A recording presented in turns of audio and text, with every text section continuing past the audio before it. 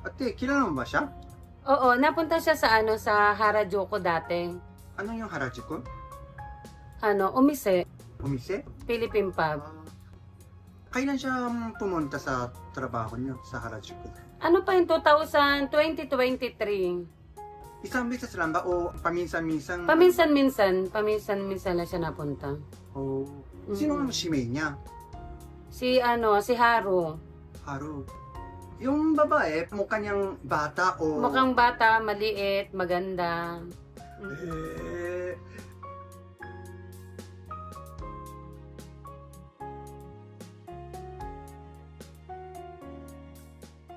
Nahuli na siya dito sa Pilipinas. Oh.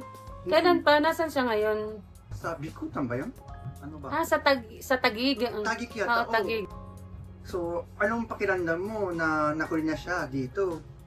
Nakakaawa kasi siyempre naging mabuti naman siya, mabait. Alam ba kung bakit siya nahuli? Hindi. Wanted siya sa Japan. Dahil sa kasong rape sa Japan. Ay, ganun. Ano, grabe naman. Tapos nahuli na siya dito. Sige po, salamat po ha. Okay lang. Bye.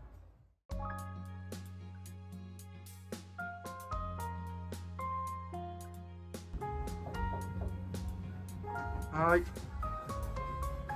Dozo. Konnichiwa. Namae wa nante yun deshou ka? Marunong ka na mag-Japanese? Hindi. Ano pangalan mo? Slow. Ilan taon ka na? 22. 20? 22. May tanong ako sa'yo. Ito, kilala mo ba siya? Kilala mo ba to? Yes. Saan mo siya nakita? Naging guest ko sa Harajuku Kailan yun? last year. Last year? Tapos, anong pinag-uusapan nyo? Naglalaro lang kami. Ikaw parang bato-bato pika tayo. Ganun. Tapos, pag natalo, iki-iki ganon. Malibog siya. Malibog? Bakit malibog? Bastos yung body shot. Pero pinipigilan ko yung sabi ko. So, nakita ba kayo sa labas? Halimbawa, after trabaho nyo, bago ka pumasok sa trabaho? Hindi po. Pero nag-message siya sa akin. Kung gusto ko daw pumunta sa hotel niya, punta daw ako. Sabi ko, ayaw ko. Ayaw.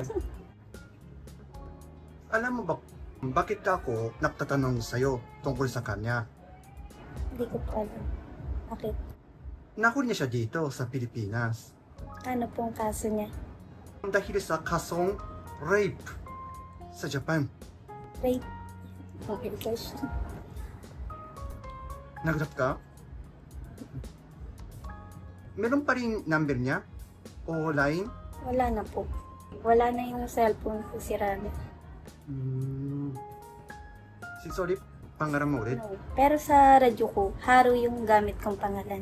Haru. Okay, sige. Salamat sa interview. Arigato na interview. Ilang height mo? Ha? 4'9". 4'9"? Kasi alam mo ba yung nahuli na yung hapon? Parang bata ang gusto niya Kaya ikaw ang napili niya. Mukha kasi akong bata. Oo.